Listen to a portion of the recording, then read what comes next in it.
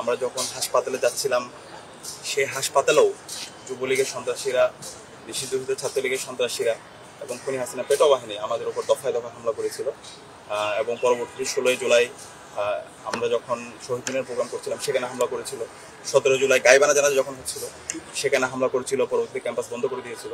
তো এই যে খুনি হাসিনার প্রশাসন, যাদের ইন্ধনে আমাদের ভাই বোনদেরকে শহীদ করা হয়েছে, রক্তাক্ত করা হয়েছে, তাদের বিরুদ্ধে আজকে আমরা সাক্ষ্য দিতে এসেছি। তো আমরা সাক্ষ্য দেওয়ার পর বিস্তারিত আপনাদের প্রেজেন্ট করবো। এটা মামলাটা মূলত মাকসুদ কামালের ওই মামলাটাই। মাকসুদ কামালের একটা ফোন অডিও রেকর্ডও আপনার সাক্ষী কোথায় দিবেন? ধন্যবাদ। এই মামলা তো সাক্ষ্যগ্রহণ চলছে না।